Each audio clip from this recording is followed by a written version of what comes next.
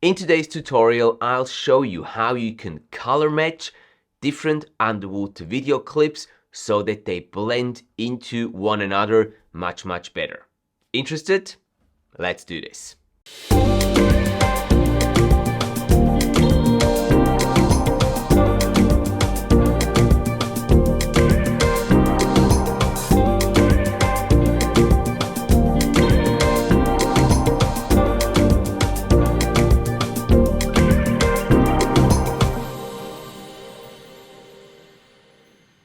Hey there underwater filmmakers, what's going on? It's great to see you back here on the channel. Color matching individual underwater video clips to one another has actually been a fairly big topic here on the channel, and we've received quite a lot of requests to look into this and to show you how this is done. So with today's tutorial, that's what I want to do. I want to give you a hands-on way to follow along with color matching different underwater video clips so that you can make them match nicer to one another. Now, why would we want to match our underwater video clips in the first place, color match them? Well, for a very simple reason. If we don't do that, then the individual clips, it's really going to be obvious that they have not been taken, at the same, during the same dive, at the same dive site. And if we just make like a collection or put a video together with a collection of different footage that we've collected maybe even over the years, the clips are going to look very different from one another. So it just looks more uniform, nicer if we can color match these clips, at least to a certain degree, so we get a complete nice look and feel of the entire film. And that's kind of the goal behind it. So generally speaking, there are three different situations which call for a color matching procedure to go through. First of all is if you've used different cameras. If you have two or more clips that were shot with different cameras, they are going to look different. The colors, they're just going to be different, and you really should be color matching these clips to one another to get a nicer look and a just more universal look of your film. Secondly, if you've filmed in changing light conditions, let's say it's an overcast day, the sun's coming out every now and then you have two clips that you want to put right next to one another, and during the shooting of the first clip, the sun was out. During the shooting of the second clip, it was overcast. So the colors are going to be different, the light conditions are going to be different, and so therefore you will actually need to do a little bit of color matching there as well. And last but not least, number 3 is if you want to put together different clips from different dive sites, or maybe even clips that have been taken not at the same day. These clips will most likely also look quite different, so you will need to put a little bit of effort in there to color match them. But that's actually not such a hard thing if you know the right tools to color match your underwater video clips, and that's what we're going to look at right now as we jump onto the computer. So we're here in Final Cut Pro 10, and I've prepared 4 clips that we're going to look at and that we're going to try to color match to one another. This first clip here of the clownfish hiding in the anemone was taken with the iPhone 14 Pro Max in the dive fog housing. Then we've got this clip of the sharks passing by in the distance that was taken with the GoPro Hero 11. Then we've got another one taken with the GoPro Hero 11. This one was in slightly deeper water. This one was in shallower water, and it was taken at a different day and different dive site. So you can see there's clearly a very big difference in the colors of these clips. This is a Napoleon Vras there. And then we've got this clip here, which was taken with the red Komodo of the mantas just passing by and circling around the divers.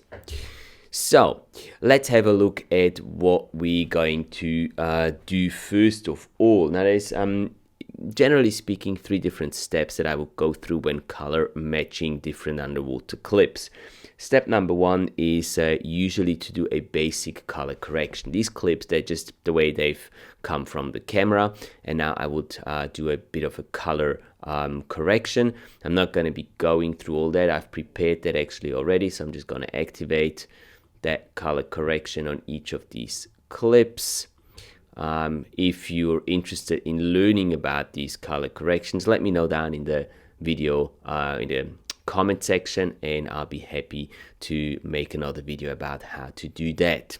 But now we've corrected those clips with a basic color correction, and we can go to the next step, which is to define like a dominant color. For me, it's usually the background, because that's really where it's going to be very visible if it's not the same color. So these two clips show it very nicely here. The blue is very different. Here we've got like a dark blue, and here we go more into sort of a greenish blue there. So it's very different. And then again, here we've got like a proper blue, which goes even slightly into the magenta side. So I try to pick one of the blues from the clips that I'm trying to match, and that's going to be like my reference clip or my reference color, and I'm going to be trying to match all the other clips to that specific clip. So in my situation here, if we go through these clips, I probably would like to have,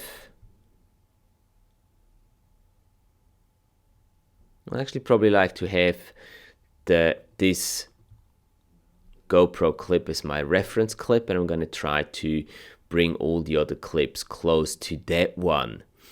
So this, I'm not really going to be doing much to this clip. This is going to be, as I said, the reference clip, and I'll try to match all the other clips to that one. And now we get to point number 3, which is the actual color matching.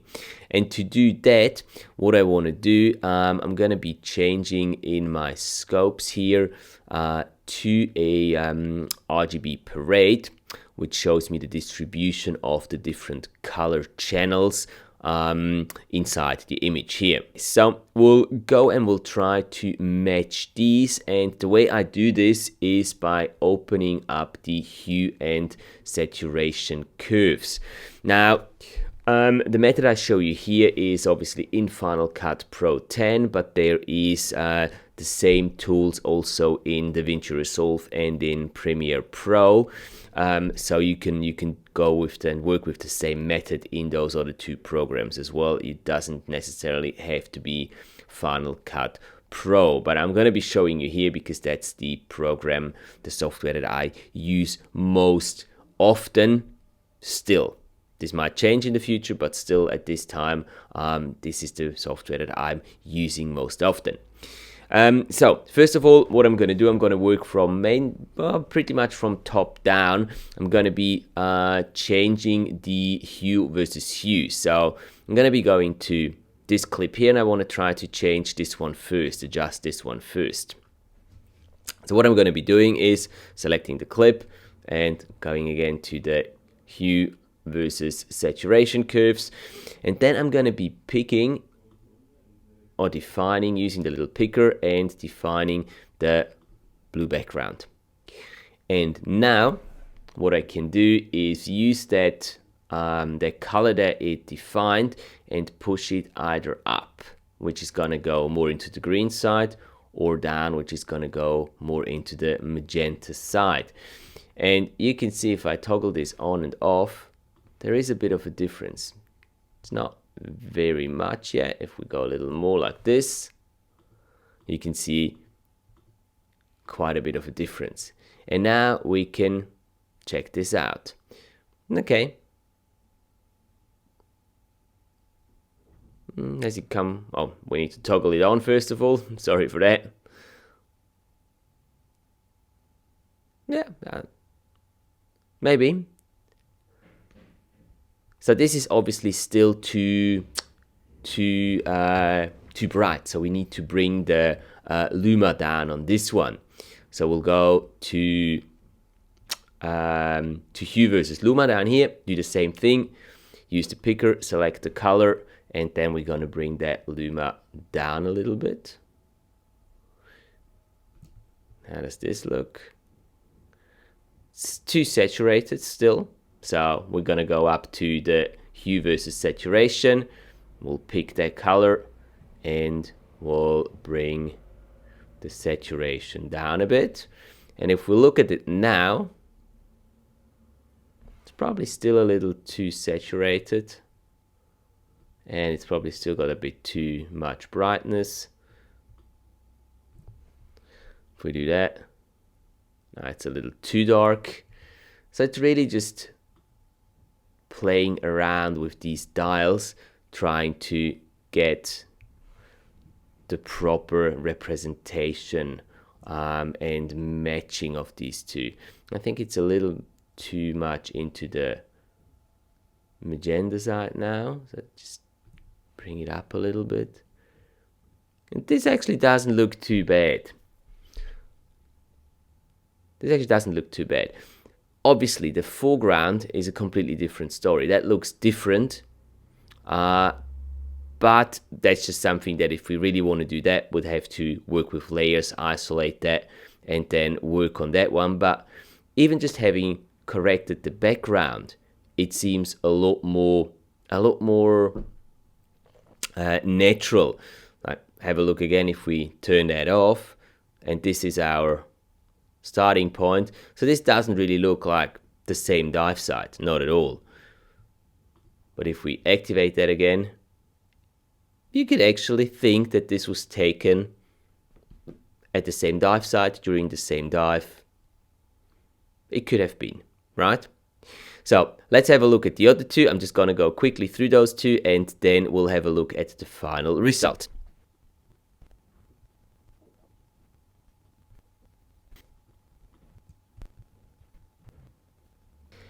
And here we have a quick example of those clips, color corrected, played one after the other.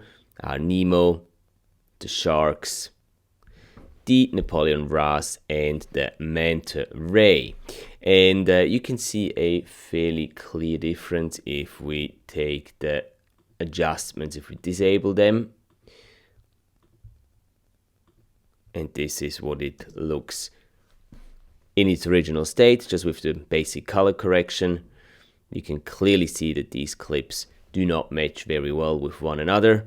And after having just used a couple of minutes to color match these clips, we can get a much nicer result. Most important for you to take away from today's tutorial, if you want to color match the clips, pick a color which is going to be your dominant, your reference color. Usually I use a background, and then try to match all the other backgrounds of the other clips to that one reference clip.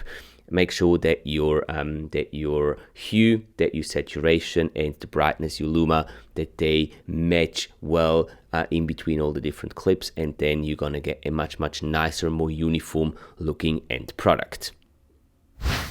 And there you have it. That's the basic procedure of how you can color match your individual underwater video clips so they match together nicer, and you can create a more uniform look of your underwater film. I hope that this tutorial today was useful to you and that you were able to get something out of this, and you can apply this when you produce your next underwater video. If this was the case, then as always, please do hit that like button, and don't forget to subscribe to the channel if you haven't yet, so you're not missing out on any future content that will be uploaded here. Should there be any questions about the process of color matching, feel free to put them down in the comment section below, and I'll be more than happy to answer them as quickly as I can. Thank you so much, guys, for your time and for watching. Have a great week. Enjoy capturing all your amazing underwater adventures, and I will see you next Tuesday.